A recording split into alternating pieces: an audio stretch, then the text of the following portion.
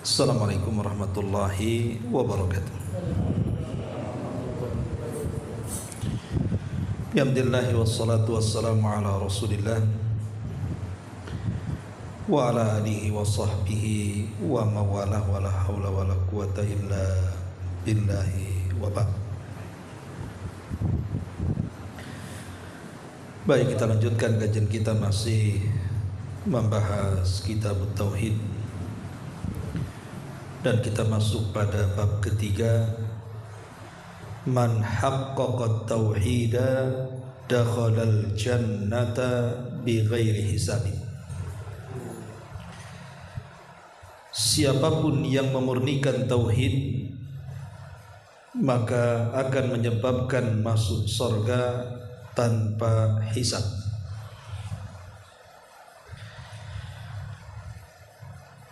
Perbedaan dengan bab sebelumnya, kalau bab sebelumnya kita menceritakan tentang pentingnya tauhid, walaupun tercampur dengan kemaksiatan kepada Allah Subhanahu wa taala, dengan tauhid masih ada kesempatan masuk surga, walaupun harus masuk neraka untuk membersihkan dosa-dosanya. Tapi bab ini berbeda dengan bab yang sebelumnya, karena bab ini akan menjelaskan tentang siapapun yang memurnikan tauhid, artinya tidak mencampur adukkan tauhid dengan kesyirikan, baik syirkul akbar atau syirkul asghar, bahkan dengan kemaksiatan-kemaksiatan, maka Allah Subhanahu wa taala janjikan orang yang bertauhid seperti ini akan masuk surga tanpa hisab dan adab. Inilah perbedaan bab sebelum dan yang sekarang yang kita akan kaji. Di sini pengarang membawakan beberapa dalil, dua dari Al-Quran dan satu dari hadis Nabi SAW yang dikeluarkan dari Imam Al-Bukhari dan Muslim. Dalil yang pertama disebutkan dalam surah An-Nahl ayat 120. Allah Subhanahu wa taala berfirman, "Inna Ibrahim kana ummatan qanitan lillahi hanifan wa lam yakun minal musyrikin." Sesungguhnya Ibrahim adalah seorang imam yang dapat dijadikan panutan dan manusia yang selalu patuh dengan Allah Subhanahu wa taala, dan dia juga hanif, berpegang teguh kepada kebenaran, dan sekali-kali dia tidak termasuk orang-orang yang menyekutukan Allah Subhanahu wa taala. Apa korelasi ayat ini dengan bab yang kita akan kaji? Kita jelaskan sedikit tentang ayat ini. Di sini Allah Subhanahu wa taala mengatakan sesungguhnya Ibrahim, maksudnya Khalilur Rahman, Nabi Allah Ibrahim alaihi salatu wassalam, atau dikenal juga dengan Abul Anbiya, bapak dari seluruh para nabi. Kenapa Ibrahim itu dinyatakan bapak seluruh para nabi? Karena setelah diutusnya Ibrahim alaihi salatu wassalam, setelah Nabi Allah Hud dan juga Saleh, maka nabi-nabi setelah Ibrahim seluruhnya nasabnya kembali kepada Ibrahim, baik dari jalur Ishak, yang kemudian nabi-nabi dari turunan Ishak disebut dengan nabi-nabi Bani Israel, seperti Yakub, Yusuf, Sulaiman, Zakaria, Isa, dan banyak lagi. Ataupun dari keturunan Ismail, di mana ada satu nabi yang menjadi penutup para nabi dan rasul, dialah nabi kita Muhammad sallallahu alaihi wasallam. Lah seluruh para nabi dari dua jalur ini, baik dari jalur Ishak ataupun dari jalur Ismail, semua mengarah kepada nasab Ibrahim alaihi salatu wassalam. Makanya wajar kalau dia disebut Abul Anbiya, bapak dari seluruh para nabi. atau dikenal dengan Abu Tauhid, bapa dari seluruh manusia yang menyerukan manusia yang lain kepada tauhid. Lah Nabi Ibrahim alaihi salatu wasallam dijelaskan dalam ayat ini kana ummah. Ibrahim itu adalah ummah. Maksudnya ummah di sini artinya imamun yuqtada. Dia adalah pemimpin yang layak untuk diteladani. Dia adalah seorang imam yang layak untuk diteladani. Kenapa? Karena sempurnanya tauhid Ibrahim alaihi salatu wassalam. Kita lihat sejarah Nabi Ibrahim alaihi salatu wassalam dipenuhi dengan kisah-kisah tauhid. Mulai dari masa remaja dia menghancurkan patung-patungnya Namrud. Kemudian dia dibakar sebab menghancurkan patung-patung itu. Sampai kepada dia menentang orang-orang yang menyembah bintang, bulan dan matahari. Dan dia pun berlepas diri dari kesyirikan ayahanda dan seluruh kaumnya. Sampai akhirnya hijrah dari Irak kemudian ke Haran, dari Haran kemudian ke Palestina, dari Palestina kemudian ke Mesir, dari Mesir balik lagi ke Palestina. Tidak lain dan bukan untuk mendakwahkan tauhid. Berbagai macam kisah dalam Quran yang menceritakan tentang Ibrahim itu semua berkisar tentang perjuangan beliau tentang tauhid.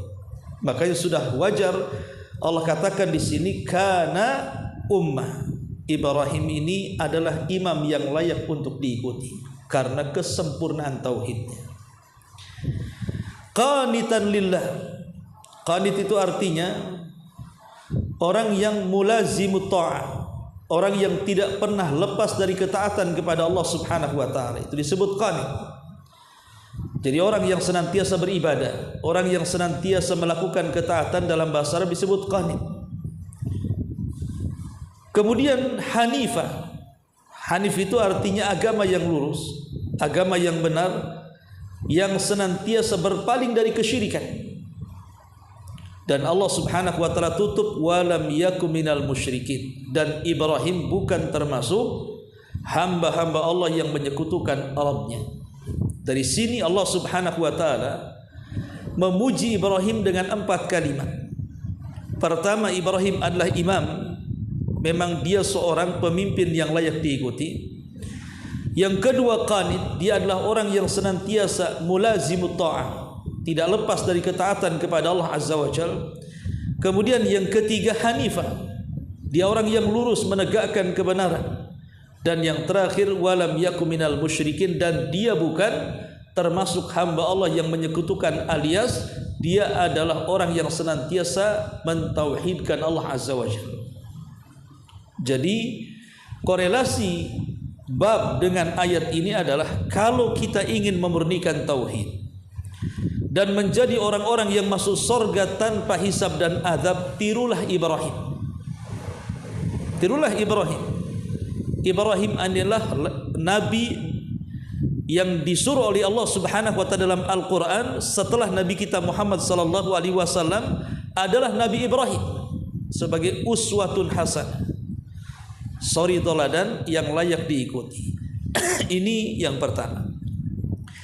Kemudian ayat yang kedua disebutkan dalam surah Al-Mu'minun ayat 59, Allah mengatakan walladzina hum bi rabbihim la yusyrikun, dan orang-orang yang tidak mempersekutukan dengan Rabb mereka dengan satu apapun.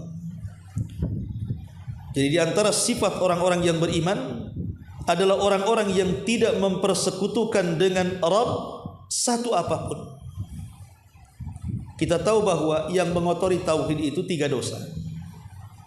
Yang mengotori tauhid itu 3 dosa.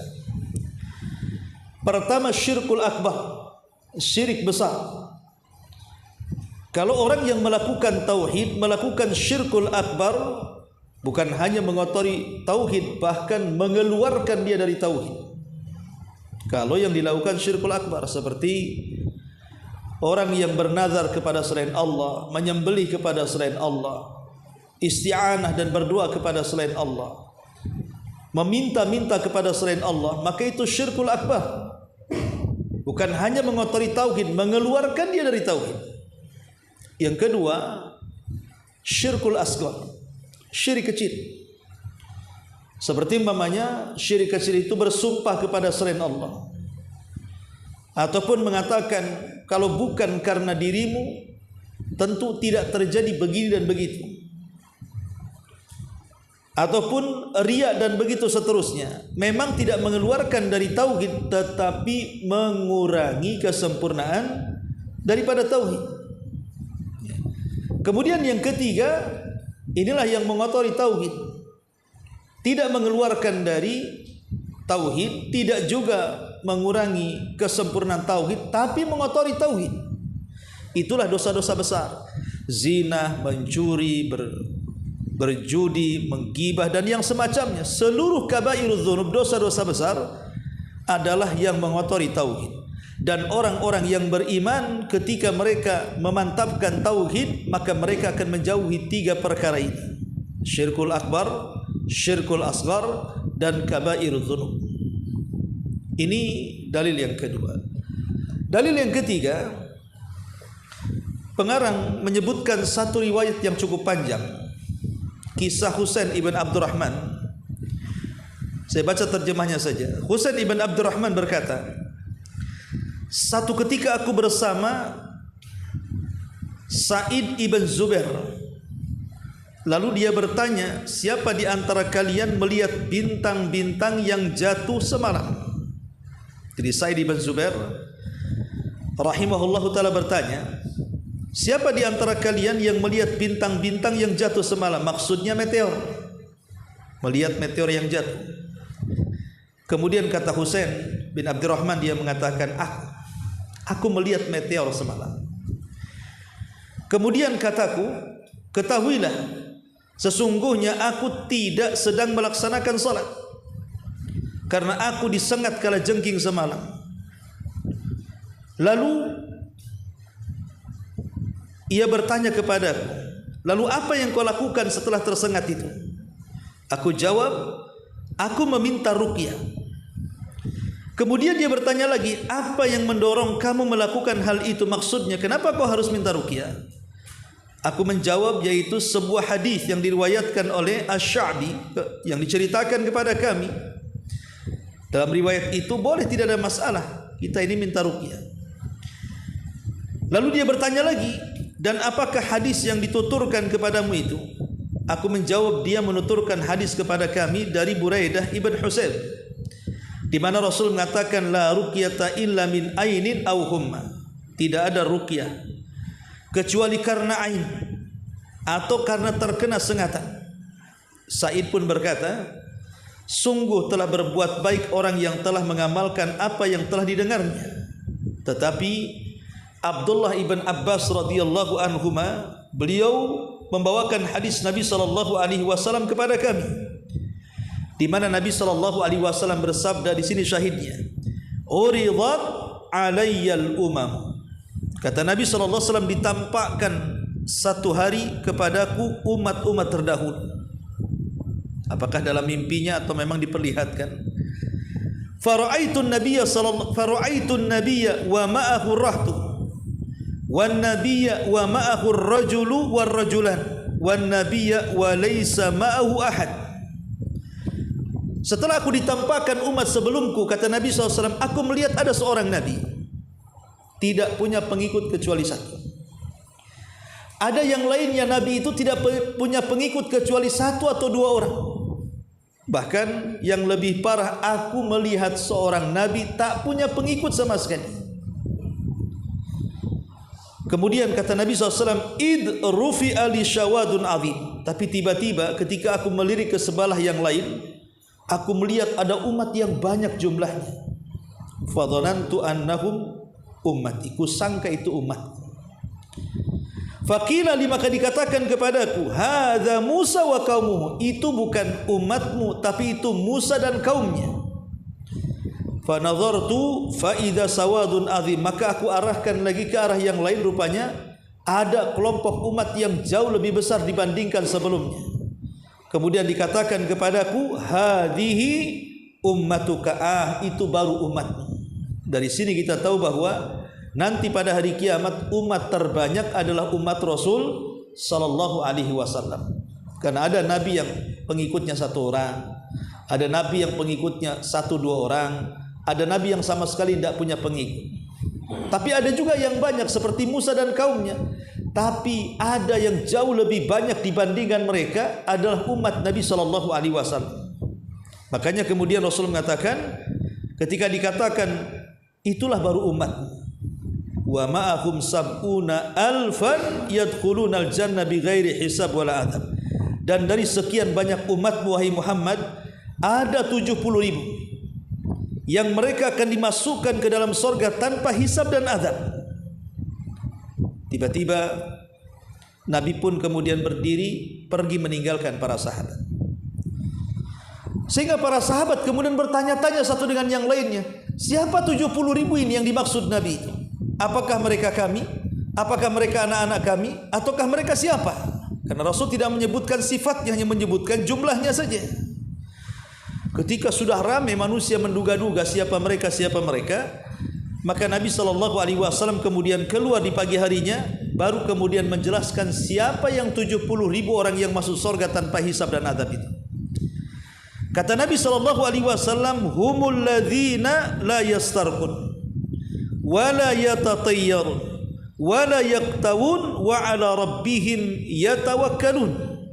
Kata Nabi SAW, mereka adalah orang-orang yang tidak pernah meminta ruqyah. 1. Mereka adalah orang-orang yang tidak pernah tatayyur. 2. Kemudian mereka adalah orang-orang yang tidak pernah meminta untuk diobati dengan besi panas, besi yang diletakkan dalam api sehingga memerah.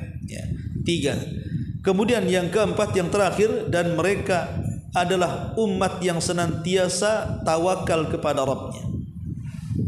Itulah 70.000 yang masuk surga tanpa hisab ini kalau memenuhi 4 kriteria ini. Mereka bukan sahabat, mereka bukan tabi'in, mereka bukan tabi'ut tabi'in, tapi mereka adalah siapa saja dari sejak zaman sahabat, tabi'un, tabi'ut tabi'in, atba'ut tabi'in sampai kepada kita, yang pasti memiliki 4 sifat. Tidak minta ruqyah, tidak tatayyur, tidak minta dikai, dan mereka senantiasa bertawakal kepada Allah. Dan ini menunjukkan tentang kesempurnaan tauhid. Orang yang melakukan 4 perkara ini menunjukkan sempurna tauhid. Makanya Allah masukkan mereka ke dalam surga tanpa hisab dan adab. Ada seorang sahabat namanya Ukasha ibn Mihsan, tiba-tiba berdiri dan mengatakan, ya Rasulullah, bisa enggak kau doakan aku termasuk 70.000 itu? Ud'ullaha an yaj'alani minhum. Ya Allah, ya Rasulullah, berdoalah untukku agar aku termasuk mereka 70.000 itu. Tiba-tiba Nabi SAW mengatakan, na'am ya, engkau termasuk dari 70.000 itu. Tiba-tiba setelah Ukasha bin Mihsan bangkit meminta doa, semua ikut bangkit dan mengatakan, aku juga wahai Rasul, aku juga wahai Rasul. Maka Rasul mengatakan, sabaqaka biha Ukasha, telah mendahului kalian Ukasha. Seolah-olah Rasul mengatakan, apakah kalian layak seperti Ukasha? Tapi Rasul tidak kasar ngomongnya, hanya mengatakan, maaf, Ukasha sudah mendahului kalian. Rasul ingin mengatakan kalian belum layak, tapi Rasul SAW menggunakan kalimat sindiran dan hanya mengatakan Ukasha telah mendahului kalian semua. Hadis ini dikeluarkan dari Imam Al-Bukhari dan Muslim. Lalu apa syahid daripada bab ini? Bab ini kan mengatakan, siapa yang memurnikan tauhid maka akan masuk surga tanpa hisab dan adab. Maka hadis ini menjelaskan siapa orang-orang yang masuk surga tanpa hisab dan adab itu. Pertama, mereka adalah orang-orang yang tidak minta diruqyah. Kenapa orang yang tidak minta diruqyah itu dikategorikan termasuk 70 orang yang masuk surga tanpa hisab dan adab? Pertama, liquwati i'timadihim 'ala Allah. Ketika orang ini tidak minta ruqyah, berarti memang dia memiliki kekuatan untuk menyandarkan hidupnya hanya kepada Allah. Sebab banyak orang-orang yang minta ruqyah, ketika mereka sembuh kesembuhannya, kemudian dipersangkakan bahwa si peruqyah itulah yang menyembuhkannya, atau bacaan-bacaan si peruqyah itulah yang menyehatkannya. Bukan. Kesembuhan itu bukan datang dari si peruqyah atau bacaan orang yang meruqyah, tetapi kesembuhan itu datang dari Allah Subhanahu wa taala. Si peruqyah dan bacaannya itu hanya sebab saja. Ketika orang tidak minta ruqyah, artinya dia memiliki kekuatan, hanya bersandar kepada Allah Subhanahu wa taala. Ini yang pertama. Yang kedua, orang yang tidak minta diruqyah itu dia punya kemuliaan jiwa. Dia punya kemuliaan bahwa dia tidak mau merendahkan diri kepada orang lain dengan meminta-minta.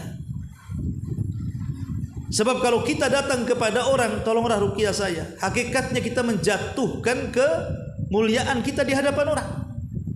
Karena meminta-minta kan, berarti kita berhajat kepada orang itu. Kita tidak punya kemuliaan.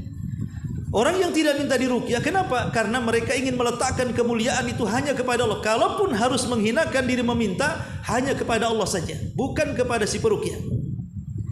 Ini yang kedua. Kemudian yang ketiga, dia menjaga hati. Jangan sampai kemudian hatinya berpaling kepada para peruqyah. Yang seperti saya katakan tadi, hatinya kemudian ada sedikit mengakui, jangan-jangan yang menyembuhkan itu karena peruqyah fulan dan alan, bacaan fulan dan fulan. Maka dia jaga hatinya. Dia hanya memberikan hatinya kepada Allah Subhanahu wa taala. Inilah di antara sifat yang pertama orang yang sempurna tauhid adalah orang yang tidak minta diruqyah. Sebenarnya para ulama mengatakan, apakah hukum minta diruqyah ini? Meminta orang untuk meruqyahnya? Tidak boleh. Ya. Boleh saja hukumnya. Cuman masalahnya kalau dia meminta ruqyah akan dikeluarkan dari 70 orang, 70.000 orang yang masuk surga tanpa hisab dan azab. Kecuali kata para ulama seperti yang difatwakan Lajnah Daimah, Syekh bin Bas dan yang lainnya, mengatakan kecuali kalau dia punya penyakit dan tidak bisa disembuhkan kecuali ruqyah. Dia tidak punya penyakitnya. Dia punya penyakit tidak bisa disembuhkan dengan medis. Dia tidak bisa disembuhkan dengan dokter, dengan obat-obat apotek dan begitu seterusnya, tapi hanya bisa disembuhkan dengan cara diruqyah. Kalau memang itu kenyataannya, maka meminta ruqyah disebabkan tidak ada yang bisa menyembuhkan kecuali dengan ruqyah, maka kalau dia minta ruqyah bukan termasuk orang yang dikeluarkan dari 70.000 orang yang masuk surga tanpa hisab dan azab. Jadi maksudnya orang yang dikeluarkan dari 70.000 orang yang masuk surga tanpa hisab dan azab ini maksudnya orang yang sengaja memudah-mudahkan sedikit-sedikit minta ruqyah. Gak enak sedikit minta ruqyah, demam sedikit minta ruqyah, gerges sedikit minta ruqyah. Pokoknya sedikit-sedikit minta ruqyah. Ini bahaya. Ya. Ini yang pertama. Yang kedua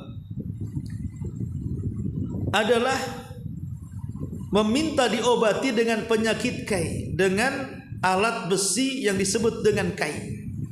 Nabi mengatakan, asy-syifa'u fi thalathatin, fi syurtati mihjamin, au syurbati asalin, au kayyati binarin, wa ana anha ummati anil kay. Kata Rasul dalam hadis, terapi pengobatan itu ada 3 cara. Pertama berbekam, kedua minum madu, dan yang ketiga kai, menempelkan besi panas pada daerah yang terluka. Karena begini, dulu di zaman Nabi belum ada barang-barang yang bisa mensterilkan luka. Sekarang kan kalau ada terkena besetan, pisau, silet, pedang, ada alkohol, ada betadin, ada macam-macam untuk mensterilkan luka sehingga tidak takut kalau membusuk apalagi sampai infeksi. Tapi di zaman Nabi tidak ada kan begitu, seperti canggihnya di zaman sekarang yang banyak penelitian kesehatan. Sehingga untuk menghentikan supaya tidak ada pembusukan karena bekas sabetan pedang saat perang, biasanya meletakkan besi panas yang memerah diletakkan di luka itu. Anda bisa bayangkan di zaman itu tidak ada obat bius, sakitnya seperti apa. Nah, sehingga Nabi SAW di ujung hadis mengatakan, wa ana anha ummati ankai, tetapi aku melarang umatku berobat dengan kai, kecuali karena darurat. Kalau tidak darurat maka tidak boleh. Ya. Kenapa kemudian meminta kai diobati kai itu mengeluarkan orang dari kesempurnaan tauhid? Karena orang yang diobati dengan besi panas yang menyala itu, sebelum besi menempel di badan kita, perasaan takutnya sudah menyelimutinya dia dulu. Takutnya itu sudah menguasai dia. Sebelum besi nempel, takutnya sudah menguasai duluan. Terkadang rasa takut itu melebihi takut dia kepada Allah, takut dia kepada besi panas dibandingkan takut dia kepada Allah Azza wa Jalla. Itu rahasianya di situ. Dikhawatirkan perasaan takut kepada besi lebih dibandingkan kepada Allah, karena sudah kebayang tuh. Ya, kalau sekarang kan kita mau operasi besar saja langsung disuntik bius, sehingga apa yang dikerjakan dokter nggak tahu kan, kecuali setelah sadar. Tapi di zaman itu kan sadar, nampak besi itu gimana coba bayangannya. Makanya kemudian terselimuti perasaan takut yang dikhawatirkan, perasaan takut kepada besi panas yang akan ditempelkan di luka itu, dikhawatirkan lebih takut dibandingkan kepada Allah. Ketika ini yang terjadi, kuranglah kesempurnaan tauhid dalam bab takut. Bisa dipahami di sini. Ya. Ini yang kedua. Yang ketiga, wala yatatayyar, dan mereka tidak tatayyur. Ya. Kalimat tatayyur ini menganggap sial ataupun menganggap untung kepada benda-benda tertentu, kepada sesuatu yang dilihat, yang didengar, yang dimimpikan, yang dirasakan, atau kepada waktu, tempat, dan yang semacamnya. Ini tidak dikenal dalam Islam, karena perkara ini dianggap khurafat. Dianggap khurafat, seperti zaman dulu kalau memelihara burung perkutut, kemudian suaranya agak gimana gitu kan, wah ini mahal, kenapa bawa hoki? Kalau suaranya fals enggak gitu ya. Atau mungkin belakangan juga ada orang yang memelihara ikan-ikan tertentu. Kalau melihara ikan itu bawa hoki gitu ya. Tapi kan musim-musiman saja itu.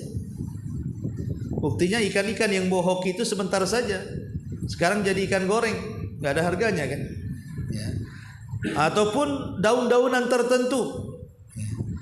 Jadi ini tatayur. Bahkan disebutkan tatayur ini pertama terkadang bicara soal zaman, soal waktu. Seperti menganggap bulan Muharram itu bulan sial, bulan Safar itu bulan sial, atau hari-hari tertentu dalam setahun itu sial. Sehingga kalau mau bertanya, kalau di kampung-kampung soal menentukan pernikahan saja harus tanya mudinnya, nanya hari baik, bulan baik, dan tahun baik. Pada semua hari, bulan, ataupun tahun baik di hadapan Allah, karena kita melarang untuk mencela waktu. Allah yang membolak-balikan waktu. Kemudian yang kedua, terkadang seseorang itu menganggap tempat tertentu, umpamanya lewat di sebuah tempat yang angker, ya, takut kesambet, takut kemudian membawa sial. Terkadang permisi dulu kan, permisi pemilik tempat ini, saya mau lewat. Kalau pakai motor ya diklakson tit baru lewat gitu ya. Kalau jalan kaki ya ngomong, teriak-teriak. Lah ini namanya tatayur, karena menganggap sial dengan tempat. Ya. Kemudian yang ketiga, terkadang berkaitan dengan sesuatu yang didengar. Mungkin malam-malam bangun, tahu-tahu suara gagak, suara burung hantu kedengaran, wah langsung jangan yang ada mati tetangga ini. Masa dengar suara gagak kemudian dibilang ada orang mati? Ya. Nah ini kan tatayur namanya. Ya. Ataupun yang berkenaan dengan sesuatu yang dilihat. Ketika naik motor, naik mobil, tiba-tiba ada ular melintas gitu kan, langsung kepikiran jangan-jangan bosial nih. Pagi-pagi sudah melihat ular, atau nabrak kucing atau apa gitu ya, dianggap sial. Atau umpamanya menganggap sial dengan orang, baru buka toko gitu ya, rupanya ada pengemis mau meminta-minta, langsung aduh pagi-pagi sial, pengemis sudah datang katanya. Atau menganggap menganggap sial itu dengan mimpi buruk dipikirin terus sama dia. Padahal mimpi buruk itu datang dari setan, tidak mungkin terjadi. Tapi ada orang yang menganggap sial gara-gara dimimpikan katanya. Ma'asyiral muslimin yang dimuliakan Allah Azza wa Jalla, di zaman jahiliyah, orang-orang jahiliyah itu kalau mereka mau berniaga, maka mereka akan menerbangkan burung merpati. Itulah dari kalimat tatayur di situ. Kalau mengarah ke Syam burungnya, mereka tidak akan pergi. Walaupun rute mereka ke Yaman, mereka tidak akan pergi.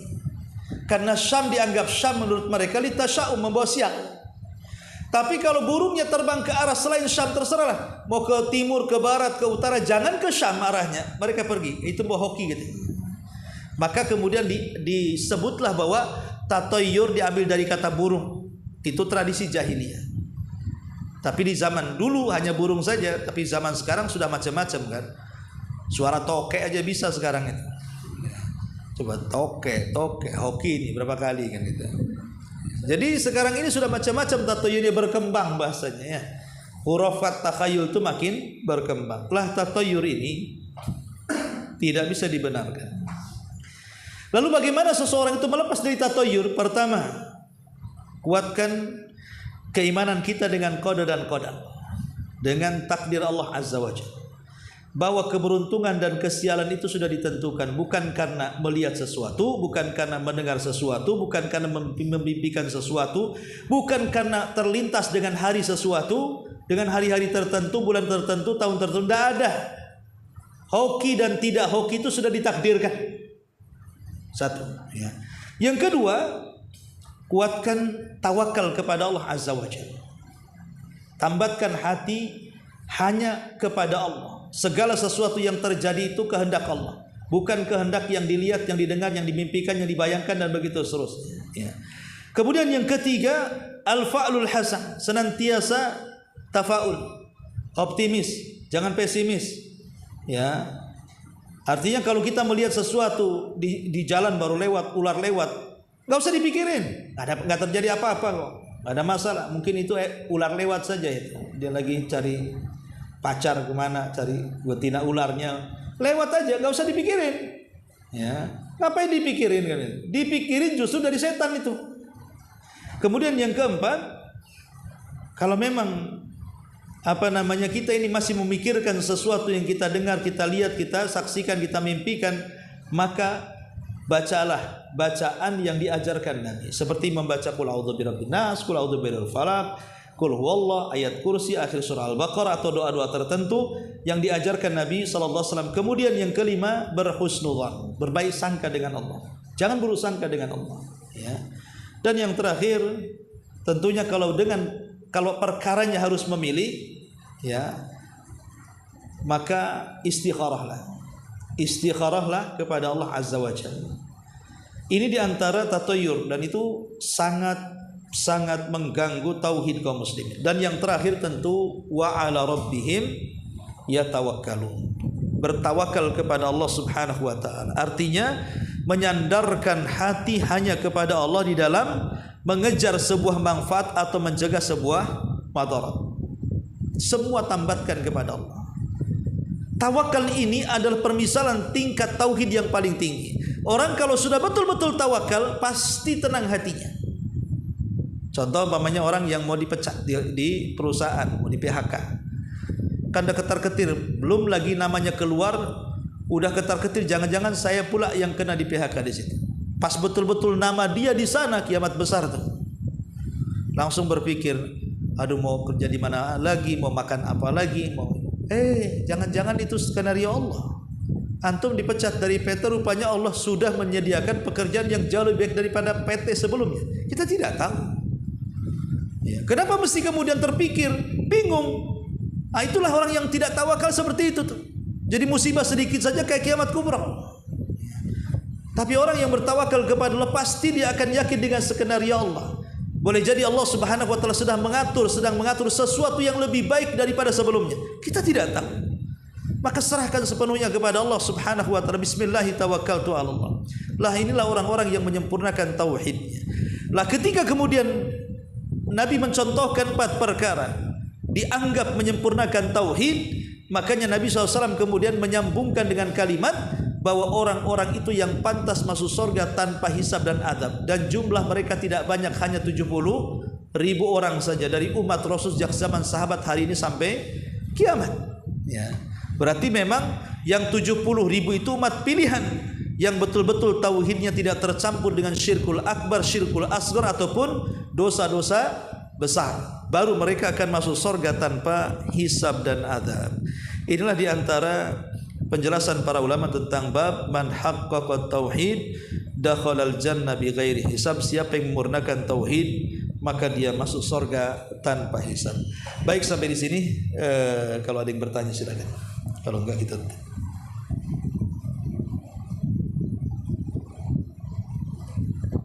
silakan.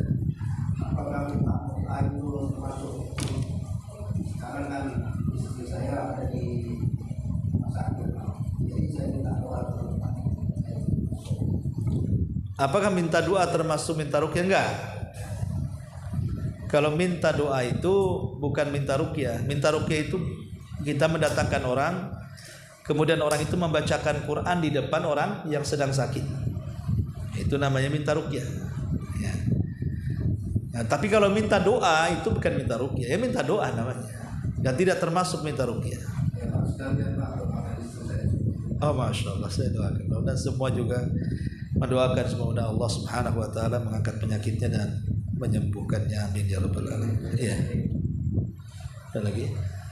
Iya. Apakah air itu bisa berubah pola? Penyakit ain ini penyakit yang berbahaya. Karena sebagian umat Nabi itu meninggalkan ain. Sebagian besar umat Rasul itu meninggalkan ain. Lalu apa itu ain? Ain itu penyakit mata. Bukan penyakit mata itu maksudnya penyakit mata yang kita kenal, mata merah, belean, itu dengan install saja sembuh. Tapi maksudnya di sini penyakit mata di sini artinya bagian daripada sihir yang terlahir daripada hasad. Jadi penyakit ain itu lahirnya karena hasad. Orang hasad dengan kita, lahirlah penyakit ain, dan itu bagian daripada sihir. Sehingga terkadang pandangan mereka merusak apa yang mereka lihat. Kalau mereka suka dengan motor kita, kemudian tumbuh hasadnya, motor kita itu nggak akan sehat. Ntar masuk bengkel, ntar mogok, ntar apa gitu. Itu namanya penyakit ain. Ya. Dia suka dengan rumah kita, tapi dia tidak bisa menguasainya, hanya hasad saja. Maka rumah kita ini pasti banyak masalah. Bertengkar suami istri terus-terusan, bocor sana sini, dengan anak nakal, begitu seterusnya. Ya. Jadi penyakit ain ini bisa menghancurkan yang dilihatnya. Makanya kenapa Nabi SAW berdoa supaya terhindar dari penyakit ain umatnya ini. Mengajarkan doa kepada umatnya agar menghindarkan dari penyakit ain. Kenapa kita kalau diberikan nikmat oleh Allah Azza wa Jalla, lawanlah hasad itu dengan lawannya. Lawan hasad apa? Berkah. Karena hasad itu menginginkan kenikmatan kita hilang, sementara berkah itu menginginkan agar harta kita bertambah. Jadi kalau kita baru beli rumah, kita katakan Allahumma barik li baiti ya Rabb. Ya Allah berkahi rumah. Baru kita beli motor, Allahumma barik li sayyarati. Ya Allah, doa kau berkahi mobilku, motorku. Kalau kita baru punya anak, kita juga pokoknya minta berkah kepada Allah. Karena berkah itu lawan hasad. Orang hasad menginginkan harta kita hilang, kemudian kita berdoa keberkahan justru supaya harta kita berkembang. Lawanlah hasad dengan lawannya. Itu yang bisa kita lakukan untuk menghindari penyakit ain. Penyakit mata berawal dari sihir hasad. Wallahu a'lam. Baik, dari sini subhanallah bihamdika asyhadu an la ilaha illa anta astaghfiruka wa atubu ilaik. Allahu taala alam. Assalamualaikum warahmatullahi wabarakatuh.